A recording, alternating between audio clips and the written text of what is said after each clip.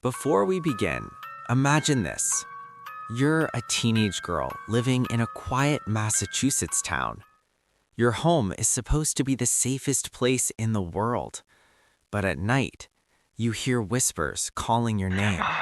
Your belongings move on their own, and slowly, your house begins to feel alive. The adults think it's stress. The priest thinks it's a haunting.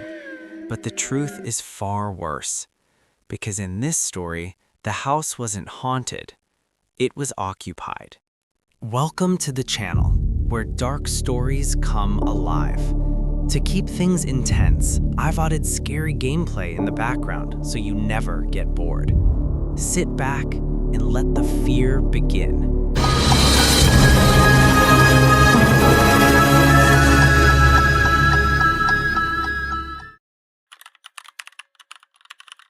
Chapter 1: The Andrew Family. In the mid-1980s, the Andrew family lived in a modest home in Townsend, Massachusetts. The family consisted of a mother doing her best to hold the household together, a father who worked long hours, and their teenage daughter, Tina Andrew. By all accounts, this was a normal family. No history of violence, no interest in the paranormal, no reason to believe anything was wrong. That changed when Tina began experiencing something she couldn't explain. It started small. At night, she heard soft scratching sounds inside the walls.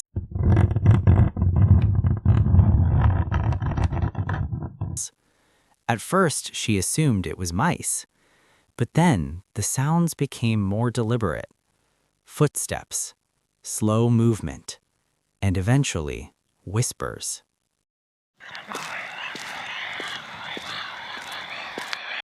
The whispers didn't come every night. They came when Tina was alone. She would be lying in bed, wide awake, when a low male voice whispered her name. Not yelling, not threatening, just quiet enough to make her question her sanity. Tina.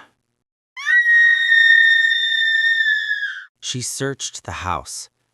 Nothing. Then things began to move. Objects disappeared and later reappeared in strange places. Drawers were left open. Food went missing. One night, Tina heard the voice again. This time, clearer.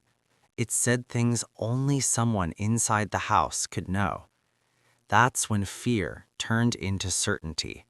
Someone or something was watching her. When Tina told her parents, they were concerned but skeptical.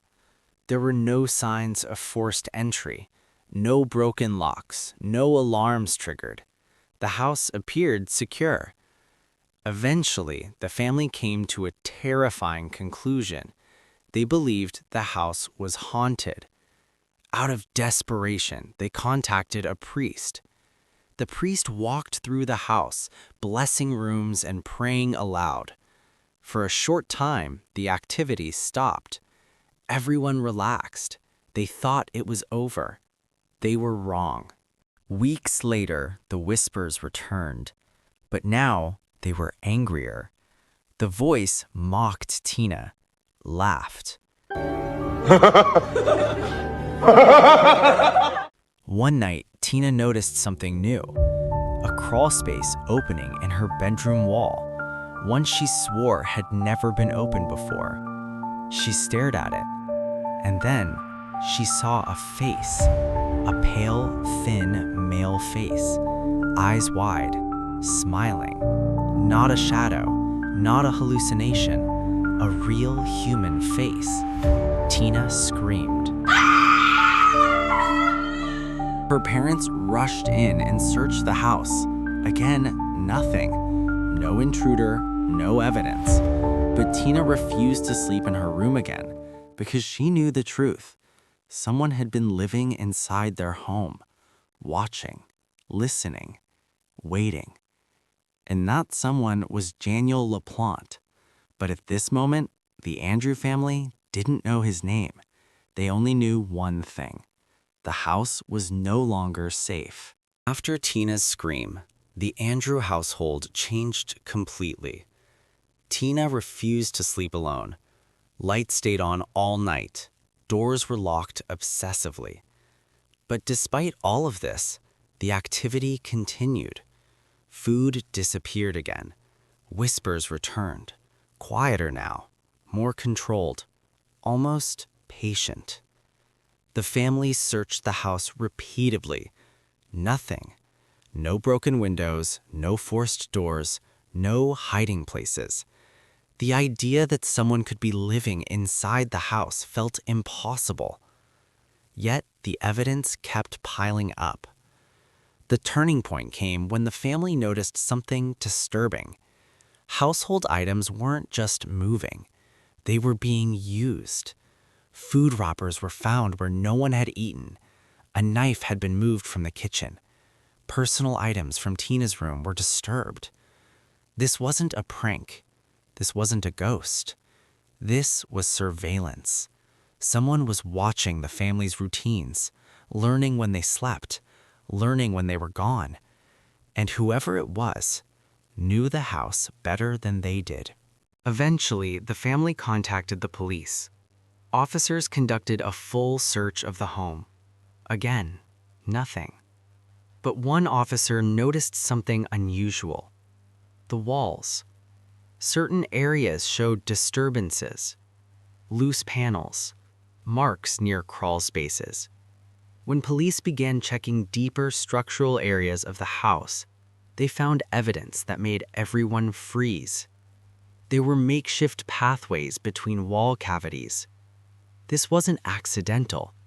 Someone had intentionally modified the inside of the house.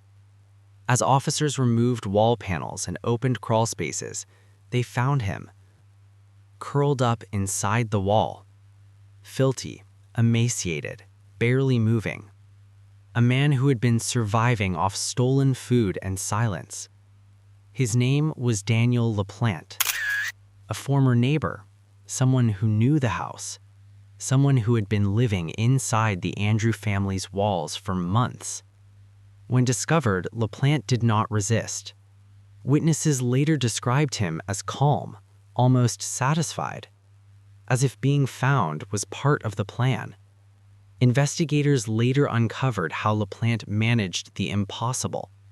He entered the house when the family was away, created access points through walls and crawl spaces, used hidden spaces to move undetected. He spoke through the walls intentionally, lowering his voice, controlling timing, to make Tina believe the house was haunted. This wasn't random behavior. It was psychological warfare. And it worked.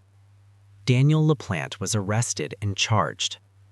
The Andrew family believed the nightmare was finally over. They were wrong.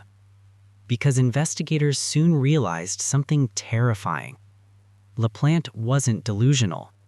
He wasn't confused. He was methodical. And while he was now in custody, the damage he caused went far beyond fear. This wasn't the climax of the story. It was only the beginning. After his arrest, Daniel LaPlante was sent for psychiatric evaluation. Doctors found him intelligent, manipulative, and extremely patient. He understood consequences. He understood right and wrong, which meant one thing. What he did inside the Andrew house was intentional. While awaiting trial, LaPlante was placed in a minimum security psychiatric facility.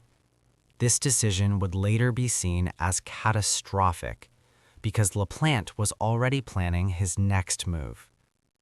In 1987, Daniel LaPlante escaped. No dramatic alarms, no violent breakout. He simply walked away. For several days, authorities had no idea where he was.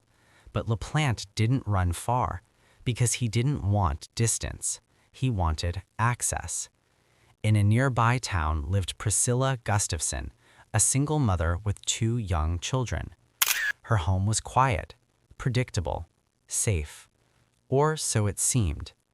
LaPlante broke into the house while the family was away. And just like before, he didn't steal valuables. He didn't leave immediately. He stayed.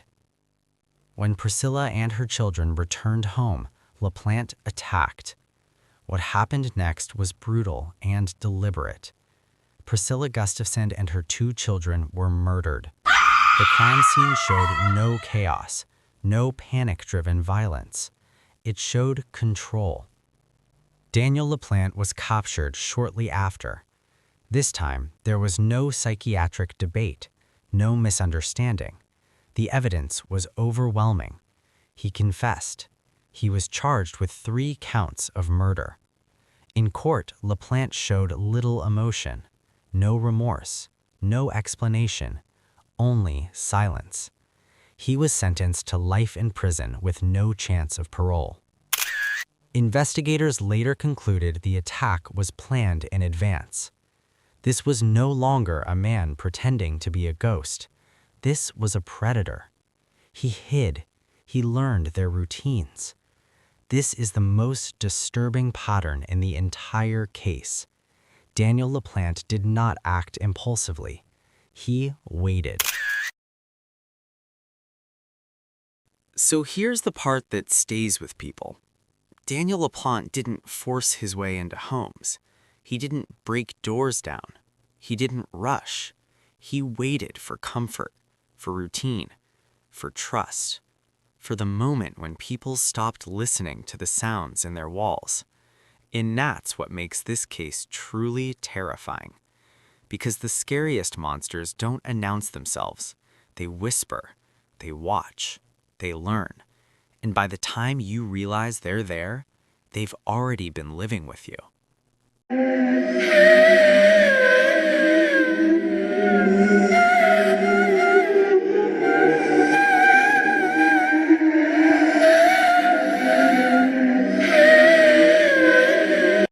If this story held your attention till the end, please consider hitting the like button. It really helps this channel grow. And if you enjoy deep dive horror and mystery stories like this, make sure you subscribe and turn on notifications because I upload new stories every week. Thanks for watching. And remember, sometimes the scariest things aren't outside your house. They're already inside.